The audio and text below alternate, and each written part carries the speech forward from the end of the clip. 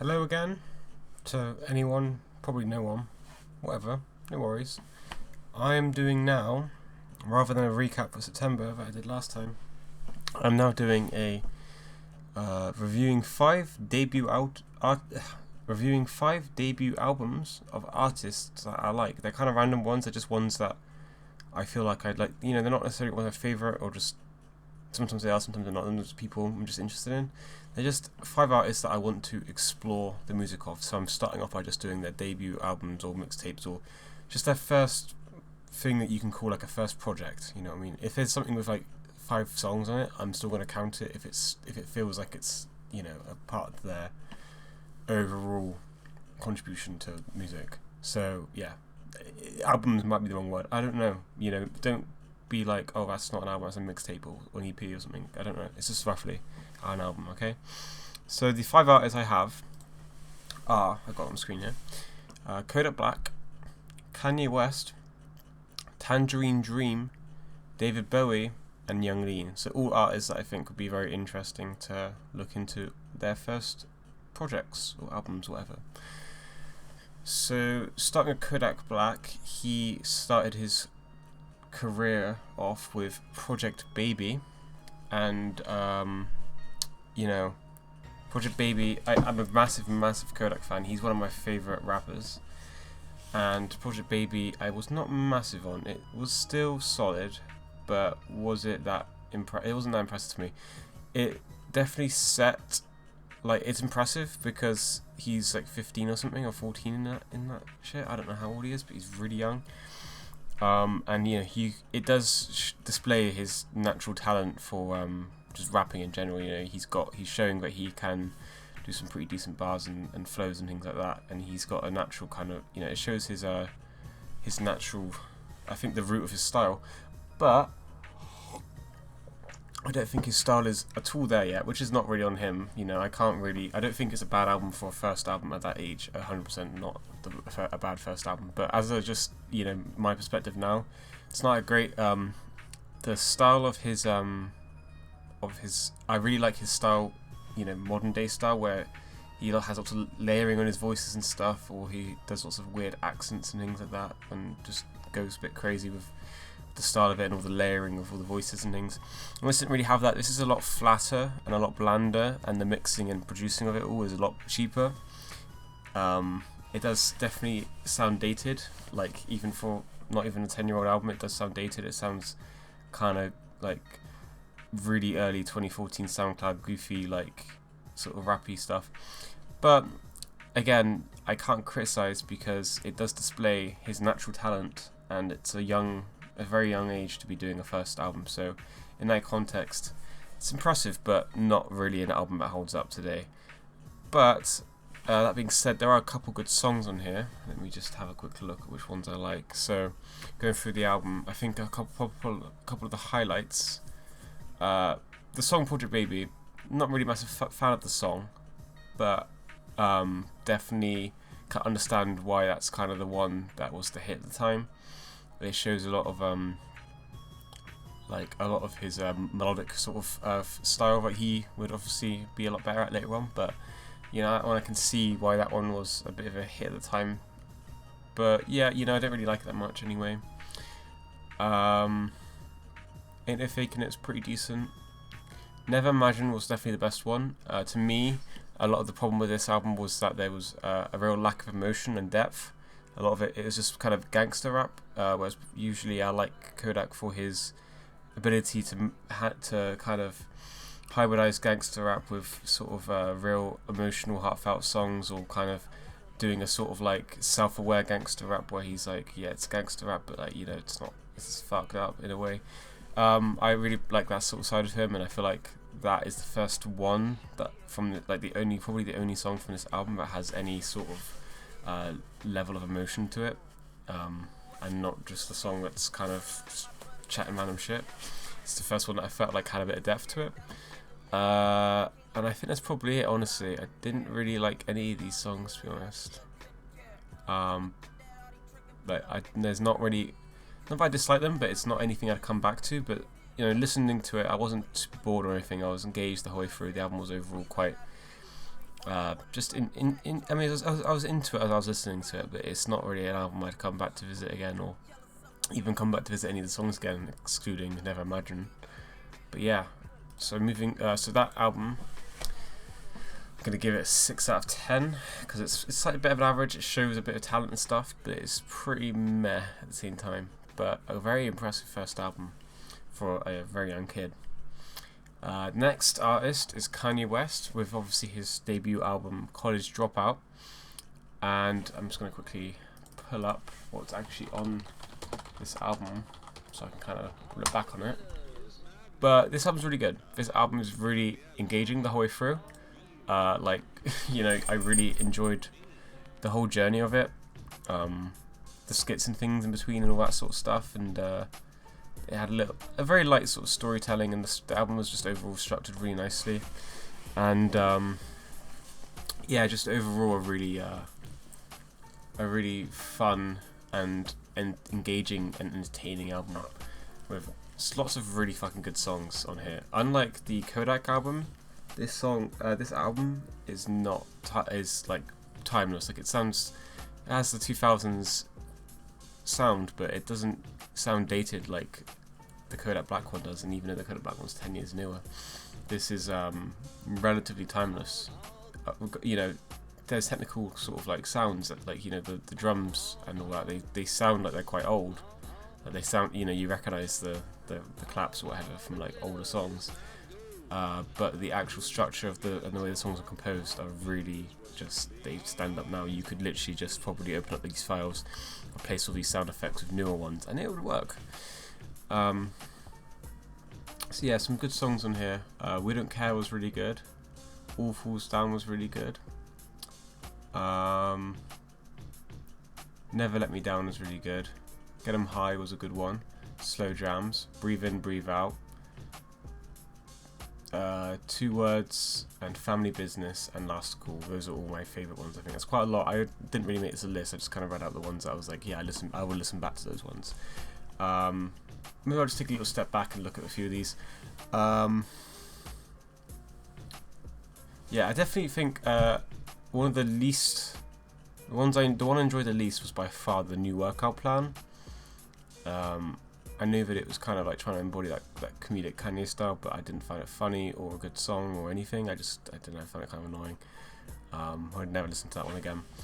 But yeah, I think a lot of the reason this album holds up so well is because even though, you can say it's 2000s and things, it does it with such a heightened self-awareness, because I guess sort of heightens everything and but treats it comedically, and I think that lightheartedness really helps you take it seriously. Excluding the New Workout Plan, I think that one kind of was a flop of a attempt at the same idea.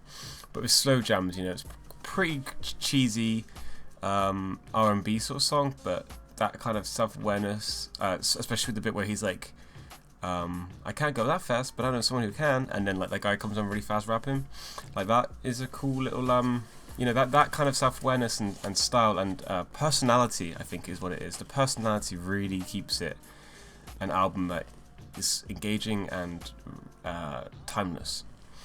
And I think the best song on here is probably Family Business. I really like that song. Obviously the melody, the sample's so nostalgic, and every verse of it is so nice, and just like, yeah, a great mood on that song. Last Call, the last song on the album. It's not like the most realisable song, but I do really like that. I think it's a great way to end it, and it shows a bit of experimentalism, because obviously this album is overall, I was saying earlier, like it is overall quite out there, and it's mainstream and digestible, but it has that little just element of extra style that kind of keeps it a bit more interesting. But Last Call, I think, is one of the only songs that actually is very anti-rules, and that one really does cement Kanye as this artist who will be someone who will experiment in the future. And I think it's a great place to put that song, like right at the end. Nice long 12-minute song. It's really good. This whole album, it's a very nice package. Just overall really good listen. So overall, I'm going to be giving that an 8 out of 10. Moving on to Tangerine Dream. I like these guys from random songs, which is why I thought let's go through all of it. because I was thinking I might need to get into more of them anyway, but I was like, well, rather than doing that, let's just go through all of it with this little list thing. So this their first, I guess it would be an EP, I assume. I don't really know. It's only got a couple songs on it, but the songs vary in runtime from like 4 minutes to 17 or something. I don't really know exactly. But that album is called Phaedra. I'm not too sure what it's called exactly. But I'm not a fan of this one at all. This is a very pretentious album in my opinion. My dad likes this a lot, but I don't really know why. It's literally, okay, I know people, this might sound closed-minded, but I'm not being closed-minded, I'm being real here. This is the most just like random bullshit noise ever. It's just like, it's basically a really long soundscape of just like, oh yeah, kind of bassy like soundscape, kind of good. I'll give it one thing, it does give a good, it does, the album cover, the winter look, it does create like a wintry look in your head. The soundscape has a nice wintry feel to it. That's all I can commend it for. It does create an atmosphere, but it's not fun to listen to. It would probably be good as like a really subtle backing track for a film or something, but I would never listen to these songs again. They are really boring, really slow. You're not really listening to anything. There's not really much to digest. There's nothing to hook you in. This is just too much for me. Too much of that style of just artsy fartsy shit. But you know, I get that at the beginning of your career you're trying to establish yourself, I guess, a little bit, like you're trying to kind of, you know, it must have worked to take the people's interest, and then I guess they grew and did actual good music. But you know, this pattern is like a normal pattern. I would even say for David Lynch, you know, his first film is probably one of the weirder ones out of all of them, really. Eraserhead is the most jarringly different out of all of David Lynch's stuff. And as he goes along, he starts kind of doing more narrative within his films, and you know, getting that balance of artsy and things like that. But Eraserhead's that kind of that jarring thing that got him on the map, and then he went on to do other things. So I feel like maybe that's kind of like this. That's what one of my impressions was. But regardless, I don't like the way it sounds. I just can't get into this album, or EP, whatever. I don't like it. So I'm giving it I'll give it a 2. I did have it down as a 1 on here, but now I'm talking about, I think I'll give it a 2. So yeah, 2 out of 10 for Phaedra or whatever. Next artist, David Bowie. Or Bowie, I think, I don't know. And with his first album, of course, David Bowie. Let me pull this up.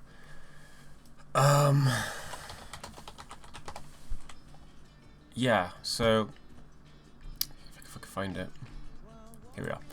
Yeah, this album is long as fuck. It has so many songs on it, and you know, I did actually enjoy this album. This was I think, very different, but the journey of it and the engagement I had to it reminded me a lot of the Kanye West one, where I felt like, you know, yeah, okay, the different genres, but the approach, the kind of creating a distinctive sort of vibe, and creating a distinctive sort of having that, yeah, the distinctive vibe, the sort of like self-awareness and the heightening of like tropes and things, and that, obviously he did, it's like got like a sort of, I guess, like woodwind guitar and like sort of quite purist like set of instruments. Like it doesn't really use much of modern, you know what I mean? It's got like a distinctive sound throughout the whole thing. It's like if you listen to an album in an alternate reality where certain instruments weren't invented or certain instruments weren't as used and other ones were used more commonly or something. And I appreciate that a lot about it. I like that it's very separate and distinctive from other 60s albums. It sounds 60s, but like Kanye sounds 2000s. It's 60s, but a bit more timeless. It's got a bit more of a timeless quality to it because of that, because it has something else going for it. And I like that. I like how, you know, because there's nothing wrong with sounding dated, you know. There's nothing wrong with like liking, because people like 60s music for a reason. People say, oh yeah, I love the 90s. I say that for the reason it's because there's characteristics for each era that are good. And this and Kanye's album, I both think they capture the characteristics of that era, but they don't just phase out into the mix of all that shit that comes out. So yeah, this album is good in that way, but a little bit repetitive, I will say. There's a lot of songs in here, and there's a lot of kind of samey sounding, like, just like, you know, I know I was saying about having a distinct style, but that style does get a little one note after a while in this one. I'd actually say quite one note. If this album was cut down by like 8 songs, it might be a lot better. To be honest, I just felt like it was a long journey and a lot of the same sort of thing, and not much growth or change. With a few exceptions, Mr. Gravedigger, Please Mr. Gravedigger, I think is a really nice breath of fresh air when you're when you're going through all these happy, like melodic sort of like songs. That's a really nice little break to kind of split up the album. But some highlights for this song, for this album. Sorry, Love You Till Tuesday I really like. What else? Please Mr. Gravedigger, Laughing Gnome. Surprisingly, a lot more better of a song than I actually initially thought, because I've obviously heard that before, but it was often like it's kind of a childhood memory song for me. But actually listening to it again with headphones and being a bit more analytical than I am now, I actually think that's actually a really well made song. And that again is a good example of that self-awareness that kind of adds timeless quality, like College Dropout did. The kind of skit, comedic nature of it. Calm Man was really good. Chingling was great. That last song, yeah, that really ended the album nicely on a nice high note. I really like that one. But yeah, a lot of these, all the other ones, I would say they sound so similar. The ones that I liked, I think, were the most distinctive, and that's why they stuck with me. I'd probably have to go through each song, like quickly check to see if I'm right about that. But it felt like a lot of them were very similar, and then these ones were the ones that grabbed my attention because they had something else going for them, or a particularly good like melody or everything. Obviously, like I just mean good elements of a song that made me want to listen to it again, is what I mean. I'm probably just overwhelming that. So anyway, yeah, I'm giving that album a 7, I think. Yeah, 7 out of 10. Next album is Young Lean's debut album, Unknown Memory. I'm gonna quickly pull this up so I can reference to it. I have a reference point to it. Sorry, I just want my mic. Right. This looks strange. Here we are. This is the album. Okay. This album is fucking great. This album is so good. Another example of that timeless quality. And not only just timelessness, ahead of its time. This is so good, right? So, it has such, much like Carl was saying about the David Bowie one, it has a very distinctive, pattern of sounds, a very distinctive, tone, that matches so nicely. It's such a unique vibe. It's such a, I can't really explain it, but it's really good. It's really cool. And again, this is another one that takes you for a nice journey. But also the songs stand alone they stand on their own very well as well, which I like. You can kind of just pull out random ones and they're really good. But it's a good journey too. And yeah, this is so good. It's it's so ahead of its time. Just that it sounds like 2014, but then you just flip it on its back and do all these crazy shit with all these things. It's got Travis Scott on one of the songs. Yeah, it's just it's like if you just kind of had rap music or trap whatever, and then it kind of was just done differently, like if you fucked up some butterfly effect thing and everything sounded a bit different. So what it's like, and I like that. It sounds like you're listening to music from another world, but the same, it is literally like someone fucked with time and music all changed. I love that. It's so cool, this album. Really good songs, consistent, and some beautiful moments to just behold. Let me go through some of these songs. The intros and the intermissions for a second, I want to mention, they're really, really cool. They are very well. I welcome them openly every time I hear a new intro or intermission in this, or an outro. Is there an outro? There is an outro. Yeah, I remember them all being really nice. Really nice to break up the album. They worked really well. They didn't. They're probably some of the best intros and intermissions and things I've heard. So yeah, Blinded was really good. Yoshi City was really good. Dog Walk intermission was really good. Don't Go is really good. Ghost Town is really good. Well, pretty good. I'm not as big a fan of that one as other people are, but I get why it is the biggest one. Monster is definitely my favourite song on this. I really like Monster. I think it has such a powerful emotion to it. There's sims like do do do do do do do.